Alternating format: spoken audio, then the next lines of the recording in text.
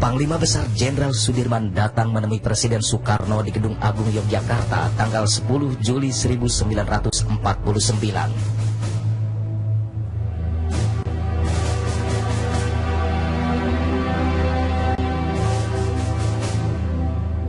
Dua hari sebelumnya, tanggal 8 Juli 1949, Sudirman tiba di Yogyakarta, dijemput oleh Letnan Kolonel Soeharto yang disertai dua jurnalis muda, Rosihan Anwar dan Frans Sumarjo Mandur.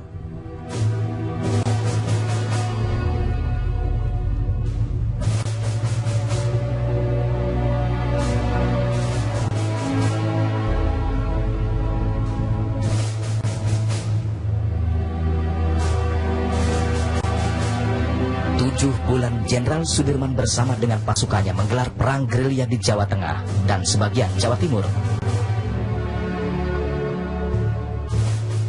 Strategi perang gerilya yang diperintahkan Sudirman adalah jawaban atas situasi pada saat itu. Yang terjadi waktu itu, ketika tentara Belanda sudah mendekat, itu tentara Indonesia, Pak Dirman ada di situ, sebenarnya menagih janjinya Bung Karno.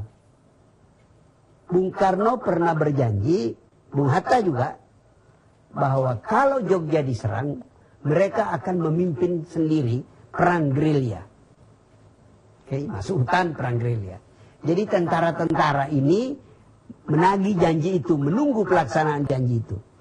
Tetapi sidang kabinet terakhir sebelum Belanda masuk menduduki istana, itu memutuskan pimpinan politik tidak ikut perang gerilya. Sejak itu ada masalah sebenarnya antara dengan tentara. Belum menjadi soal sipil militer. Konsep itu belum ada waktu itu.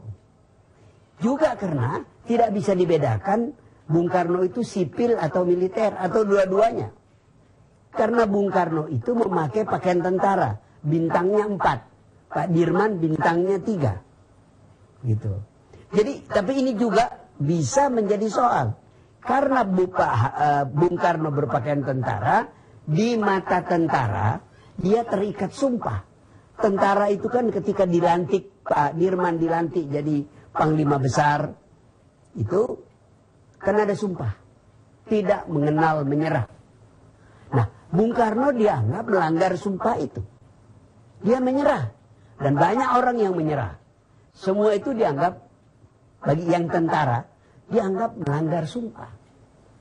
Nah, inilah kemudian menjadi soal, khususnya antara Soekarno dengan tentara, khususnya dengan Angkatan Darat.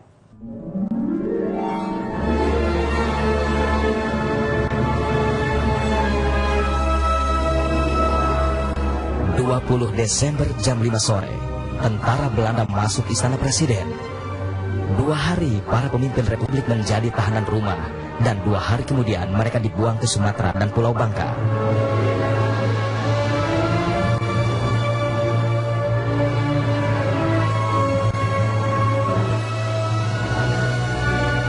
Bung Karno, Sultan Syahrir dan Agus Salim diasingkan ke Brastagi, Sumatera Utara. Sedangkan Bung Hatta dan Surya Dharma ke Pulau Bangka.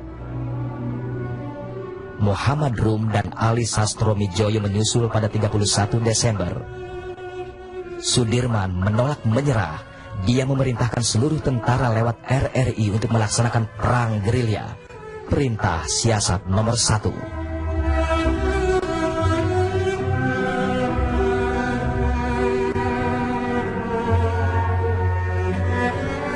Dalam film dokumenter karya Rule of Gears, Jenderal Abdul Haris Nasution yang waktu itu berpangkat kolonel dan menjabat Panglima Tentara dan Teritorium Jawa bercerita. Setelah termasuk ons in Jogja konon doikon befuge. Ya warni pan-pan dar om saya telah tembukan. Dar nitin di killing ground tako nas nitas panas. Weken osmar weken. En spoor had gepland voor ik later. Na 3 maanden is Rustem op. Na 3 maanden begon het juist.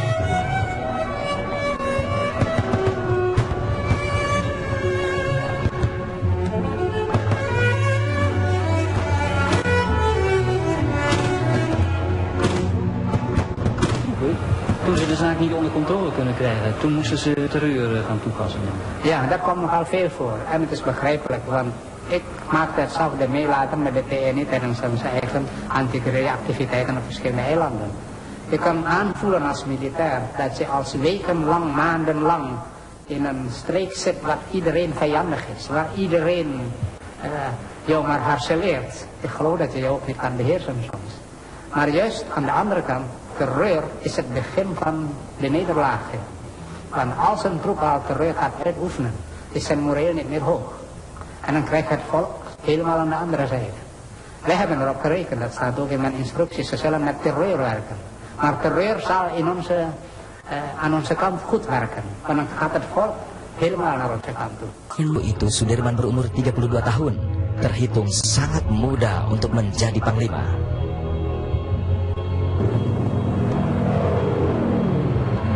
Desember 1941, pangkalan militer Amerika, Pearl Harbor, diserang secara mendadak oleh militer Jepang.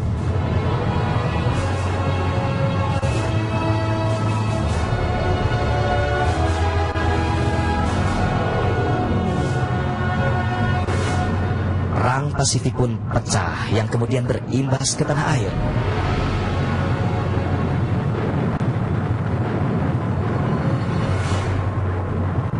Dari pertengahan Desember 1942, Jepang mulai memasuki wilayah Indonesia dari Kalimantan.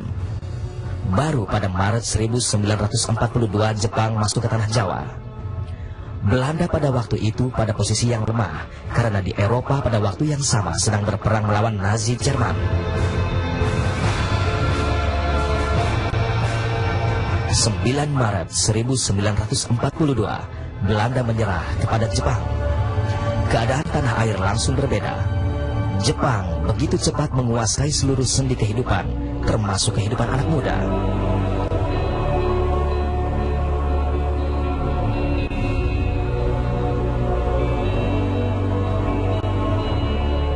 Jepang membentuk beberapa kesatuan pemuda yang bertujuan untuk menjaga keamanan.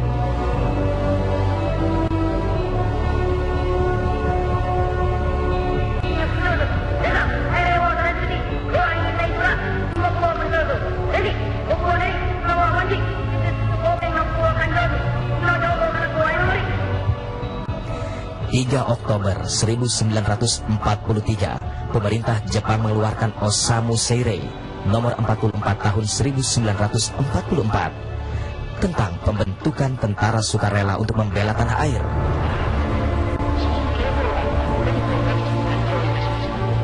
PETA pun berdiri dan berpusat di Bogor. Sudirman waktu itu menjabat sebagai Susan Gikai yang bertugas mendampingi tentara Jepang untuk mengambil hati rakyat Indonesia. Tapi Sudirman rupanya cerdik. Dalam bahasa Jawa dia kerap menyuruh rakyat lebih mendahulukan kebutuhan mereka daripada Jepang. Ketika PETA terbentuk, penguasa Karesidenan Banyumas mengusulkan Sudirman bergabung ke PETA. Sudirman pun bergabung. Pendidikan Sudirman 6 bulan sebagai PETA itu bukan pendidikan militer teknis. Itu pendidikan politik sebenarnya untuk menjadi bapak bagi anak buahnya. Jadi ketika dia menjadi Daidancho di Banyumas, komandan batalion, terjemahannya bahasa Jepang itu, sebenarnya dia hanya bapak. Karena batalion itu, batalion PETA itu, the real komandan batalion yang memimpin pertempuran, kalau ada pertempuran, itu orang Jepang.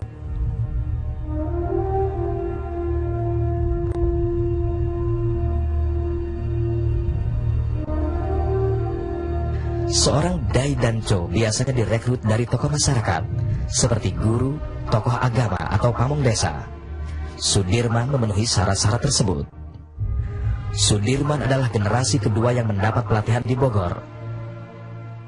10 Agustus 1944, PETA generasi kedua ini dilantik. Sudirman ditetapkan di Kroya, masih satu karesidenan dengan kampung halamannya Purbalingga. Karesidenan Banyumas. Hanya setahun, Sudirman menjadi tentara PETA. Agustus 1945 Jepang menyerah kalah. tentara sekutu masuk Indonesia melucuti tentara Jepang. Dan ternyata tentara sekutu tidak sendirian. Tentara Belanda membonceng. Tujuannya tak lain adalah ingin kembali mengkoloni Nusantara. Sejak proklamasi 17 Agustuslah kiprah Sudirman dalam perjuangan semakin nyata. Pada 22 Agustus dibentuk Badan Keamanan Rakyat. Para pemimpin Republik tidak mau gegabah menggunakan istilah tentara. Baru tanggal 5 Oktober 45 secara resmi Indonesia memiliki tentara dengan nama Tentara Keamanan Rakyat, TKR. 12 November 45, perwira TKR berkumpul di markas TKR Gondo Kusuman, Yogyakarta. Rapat itu sebenarnya bukan rapat pemilihan, rapat merencanakan strategi. Karena sudah terjadi perang di mana-mana, markas besar tidak ada kontrol. Jadi yang mau direncanakan Pak Urip adalah bagaimana mengatur strategi. Tapi yang terjadi, orang-orang muda yang hadir mengatakan, tidak, kita harus punya pemimpin. Maka mereka memilih Panglima Besar. Kolonel Sudirman terpilih menjadi Panglima Besar TKR pada usia 29 tahun. Pak Dirman lebih merupakan bapak bagi para pejuang bersenjata. Bukan hanya bapak bagi TNI. Karena Dirman melihat semua orang bersenjata itu pejuang bersenjata melawan Belanda. Oke? Dan dia merasa bapaknya itu. Bapak dari mereka ini. Antara peta dengan kenil muda itu sebenarnya tidak terlalu banyak persoalan. Karena kenil muda ini ikut di dalam proses di zaman Jepang. Pak Nas itu pelatih Seinendan. Tapi yang tidak diperhatikan orang, ada masalah antara bekas kenil senior dekat dengan bekas kenil junior. Senior itu seperti Kolonel Suwardi, Didi Kartasasmita, yang sudah aktif, sudah diangkat jadi perwira di zaman sebelum Jepang masuk. Generasi muda, junior, itu orang kayak Simatupang, kayak Nasution, kayak Kawilarang, orang yang masih sangat muda, tidak selesai pendidikan militernya ketika Jepang masuk, dan mereka itu mengalami revolusi. Simatupang dan Nasution adalah contoh yang baik. Jadi mereka lebih pejuang, sementara para senior itu profesional. Jadi tidak selalu akur. Di dunia digital, tak ada yang bisa ditutup-tutupi, termasuk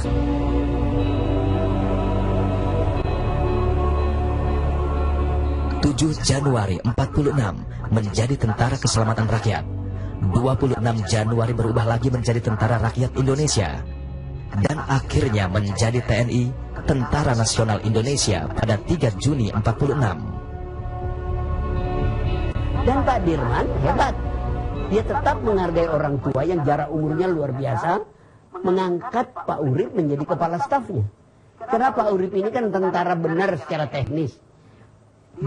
Urip itu ketika dia keluar dari tentara Kenil, pensiun, itu pangkatnya Groot Mayor, mayor besar. Jadi dia dari sekolah militer, dia sekolah militer Jatinegara.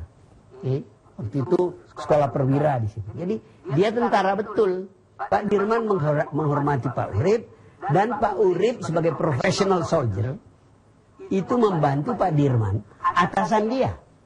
Tentara kan biasa.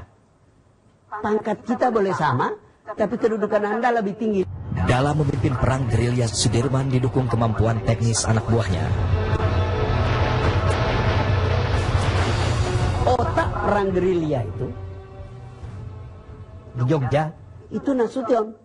Dia merumuskan pengalamannya ketika perang kemerdekaan pertama, aksi militer pertama di Jawa Barat, ya, yang tentara kocar kacir karena cara pertahanannya linear. Dari situ Nasution berpikir, kita nggak bisa melawan tentara modern Belanda secara linear. Kita harus bergerilya. Nah, dia merumuskan pikiran itu di Jogja. Dan pikiran itu yang kemudian dipakai oleh TNI dan rakyat setelah Jogja diserang pada tahun 48 itu. 7 bulan bergerilya dalam keadaan sakit parah ternyata sama sekali tidak mengendurkan perlawanan. Pasukan TNI berperang bersama rakyat. Tanpa dukungan rakyat, mustahil perang gerilya serupa ini bisa digelar. Pada saat yang sama, tokoh-tokoh politik terus berjuang lewat meja perundingan. Di pengasingan, para pemimpin pun terus berusaha melakukan perundingan.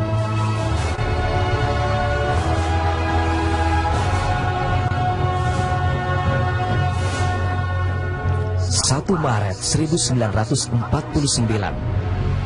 sirene kota yang berada tak jauh dari Pasar Beringharjo, Yogyakarta berbunyi nyaring. Disusul suara ledakan dan tembakan. TNI pagi itu menggelar serangan umum dengan nama serangan spektakuler. 1 Maret itu tidak sesuatu yang kita lihat sesuatu yang tersendiri ya, karena hampir tiap hari itu ada tembak menembak, khususnya malam sampai pagi. Siang itu sepi, kecuali ada tentara Belanda yang mergoi orang-orang yang dicurigai ya. Setiap malam itu ada tembak-tembak, dan itu menyeluruh di seluruh wilayah Jogja itu, dari segala jurusan ada. Selalu menembaki pos-pos Belanda. Yang namakannya serangan umum itu berbarengan. Tapi yang tidak umum, hampir saben jam itu ada pertempuran, yang gitu. Serangan umum itu sudah bersama-sama kita menyerang, itu namanya serangan umum. Yaitu tanggal 30 Desember. Serangan umum yang pertama namanya. Bukan tentara doang loh, rakyat semua ikut perang waktu itu. Itu serangan umum, terutama lurah-lurah. Kita sudah diberikan satu bekal, pengabdian kepada bangsa negara. Jadi kita harus mempertahankan kemerdekaan. Sampai-sampai ada satu ungkapan dari kita itu, merdeka atau mati.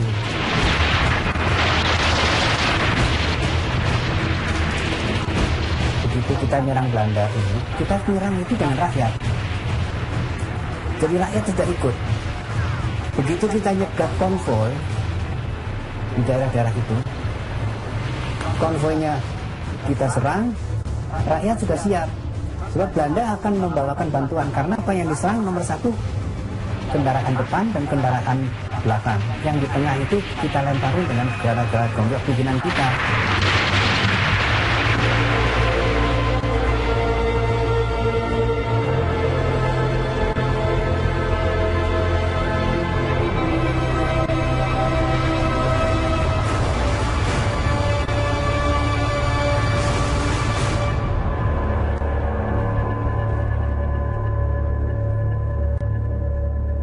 Masih banyak lagi batalion-batalion yang ada di sekitar Jogja. Kita tidak berhasil mengalahkan tentara Belanda. Kita membuat mereka kelimpungan, tapi kita tidak berhasil mengalahkan mereka. 2.000 tentara dikerahkan untuk serangan ini. Hasilnya, 6 jam Yogyakarta berhasil dikuasai TNI.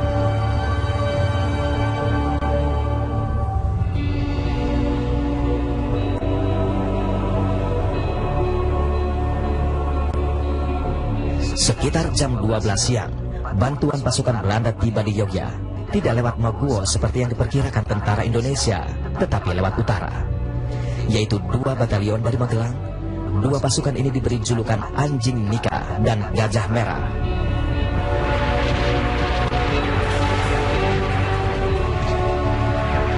Serangan umum yang hanya menduduki Yogyakarta selama 6 jam tersebut ternyata mempengaruhi arah perjuangan kemerdekaan.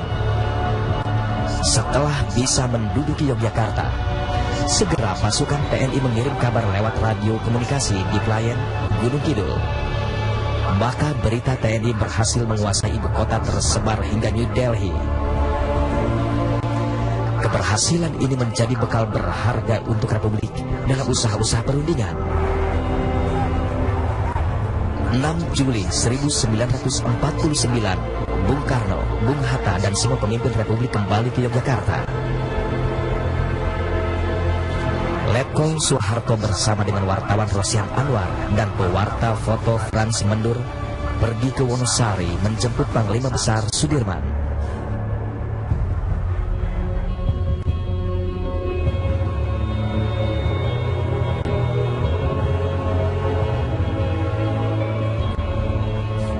8 Juli 49, Sudirman tiba di Yogyakarta dan baru menghadap Presiden di istana pada tanggal 10 Juli.